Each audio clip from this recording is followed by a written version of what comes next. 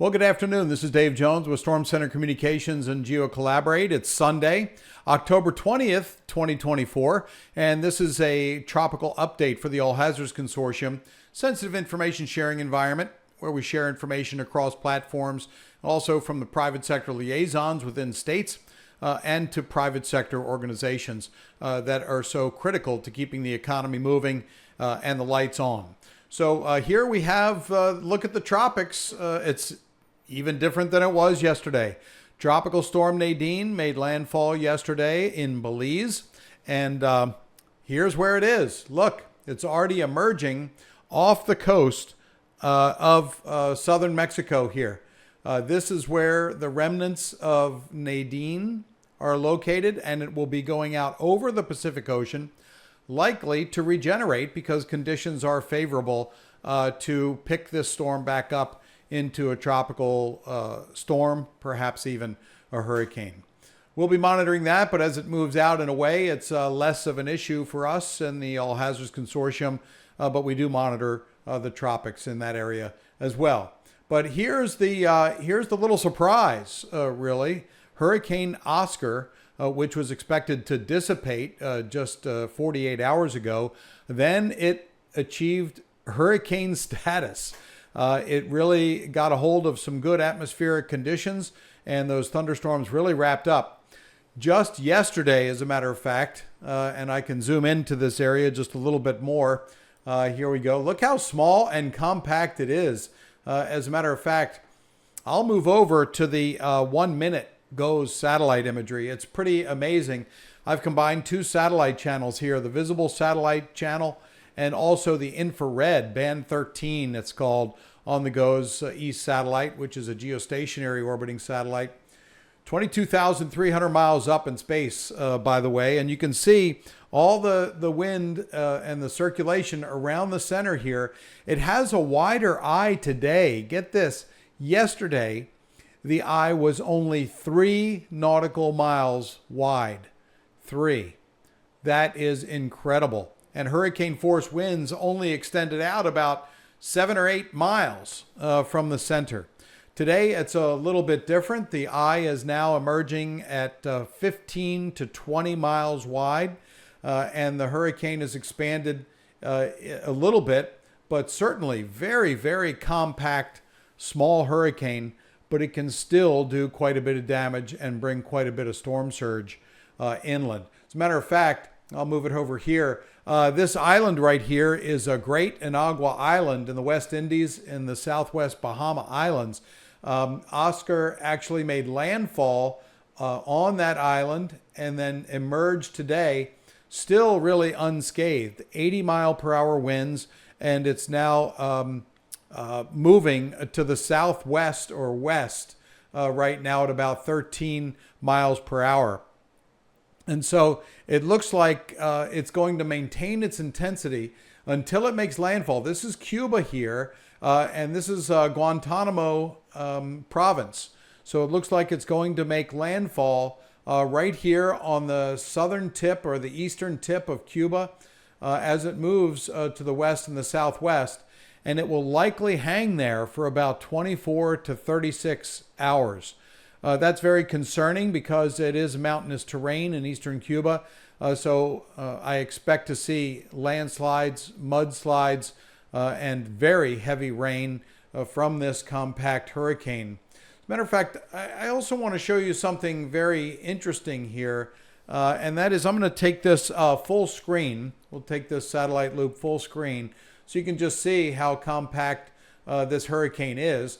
Again, there's Great INAGUA Island in the southwestern Bahamas, and now it's sitting and spinning. This imagery is every 1 minute, so it doesn't look like it's moving very fast, and it's not, quite frankly, moving incredibly fast. But already large waves are battering the northern and eastern side of Cuba here in the eastern tip in Guantanamo province. And so what I'd like to do is I'd like to show you GeoCollaborate, and I'm going to show you this full screen because I have some really interesting things that I want to show. First of all, I've turned on that sandwich product. Remember, I've talked about that in the past. The sandwich product is a combination of infrared and visible imagery, but we can really enhance those thunderstorms around the center of the storm. And you can see that that is really, it's not totally closed eye right now. There is some open to the southwest. And I have the official Hurricane Center forecast track and the cone. And you can see it's expected to make landfall here in Guantanamo province and then just take its time. Look at that, 24 hours. It looks like it will be taking its time, maybe 36 hours over land, emerging as a tropical storm. And that is on, let's see, October 21st. So that's 8 p.m. tomorrow, Monday, emerging off the coast as a tropical storm. That's the current forecast. You can see all those thunderstorms encircling the eye, except for this one area in the southwest. And I want to just put on the wind pattern as I pull that up. So there you go. That is the wind pattern around the hurricane, and you can see it's a little bit open to the southwest, but indeed it is going to produce quite a bit of storm surge there in Guantanamo province and even over to Holguin province as well as it emerges over Cuba. Now, one other very interesting thing, I don't know if you heard in the news over the last several days, there has been a power outage in Cuba. And so I wanted to show you that. This is a very unique satellite image. It's a combination of two polar orbiting satellites from NOAA. And we can see some very interesting things. Let me move this down to the south, first of all. You can see the night lights that are on. We can see the lights around Tampa. Thank goodness all that power is being restored in Florida. You can see that across here. There's Orlando. You can see that from space. Yes, you can. And here is Miami, Miami Beach, Fort Lauderdale, across eastern Florida. A lot of lights, right? We can even see lights in different countries. Here's Puerto Rico here, and we can see the night lights and even zoom in a little bit on those night lights. And even over in Hispaniola, we can see the night lights there. But remember, on Friday, they had a major power outage in Cuba. And it was a power outage because of a power plant failing. And look at this. The entire island, just about, island nation, is out of power. The only location that has power currently, Havana. This is Havana. Some other small little lights showing up around some of the coastline here. But for the most of the island, they are still out of power, running on 3 days now. And that power not just provides light through electricity, but it also provides power for water and well pumps. So a lot of the Cuban people are without fresh water. They're having to boil water that they find, and that is a real tragedy. And now we have Hurricane Oscar. This image was taken overnight, so you can see Oscar over Great Inagua Island in the West Indies there in the southwest Bahamas. And now it's closer.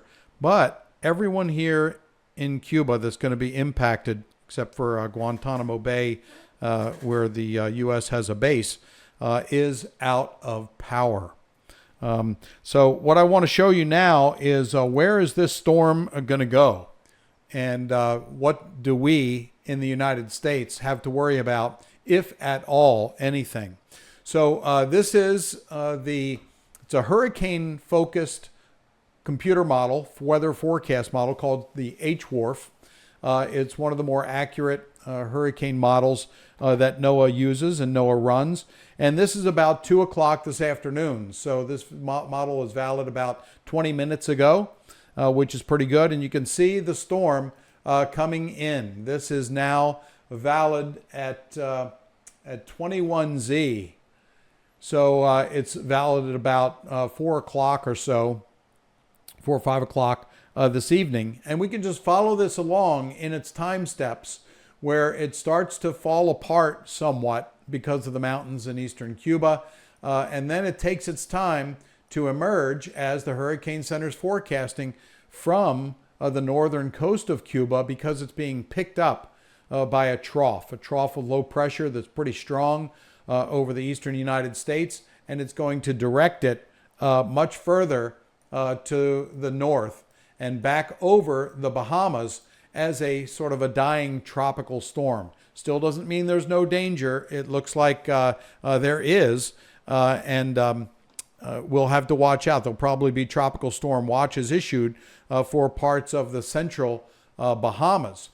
But what I want to do here is go back to GeoCollaborate, and I'll show you what it looks like from the standpoint of where this storm is forecast beyond the next 36 hours, officially from the National Hurricane Center. So here it is, coming in to make landfall as a Category 1 hurricane with 80-mile-per-hour winds, but then emerging from the northern coast there of Florida, of Cuba, emerging as a tropical storm with 45-mile-per-hour winds. So this is the forecast, 45-mile-per-hour winds, and then moving up into the central Bahamas. Now, let me turn off the satellite picture that I have overlaid. This is the sandwich product, the IR sandwich product. And you can see where it's forecast to move through the Bahamas. Now, here is Nassau way up here, not going to be impacted. Maybe some waves that get thrown off from the storm because of its winds around the center. But again, this is a very compact storm. Look, here's Florida. Here's South Florida right here. No impact is expected whatsoever anticipated for Florida. Now, they have small craft advisories simply because there's a strong high pressure system over the eastern United States that's consistently making the winds come from the northeast and the east. So there are RIP current advisories, coastal flood advisories, and also small craft advisories. They've been in effect all weekend. We've talked about this the last couple of updates that we've done here in the tropics. And then it looks like Oscar will be dissipating and moving out into the Atlantic Ocean, where it will then regenerate as a low pressure system and then move on up towards Greenland, believe it or not. So that looks like that's what's going on. It's pretty amazing that we have this happening, but it is certainly not unprecedented. We have hurricanes all the way through November. We've had them in December and January. And interestingly enough, many storms that develop this time of year in this area around the southern part of the Bahamas do move west and southwest and then curve up and get picked up by a trough. So we've seen all sorts of movement. You can see just how compact this storm is. And I hope that this update has been valuable for you and the folks in the All Hazards Consortium Fleet Response Working Group. We'll be back tomorrow with another update on Oscar until Oscar goes away. And we'll keep these tropical updates going until there are no chances of tropical development over the next 7 days. Currently we have Oscar, so we continue to do these updates. Thanks so much for watching on this Sunday. I'm Dave Jones with Storm Center Communications and GeoCollaborate. We'll see you again tomorrow. Please watch out for yourself, and please watch out for your neighbors.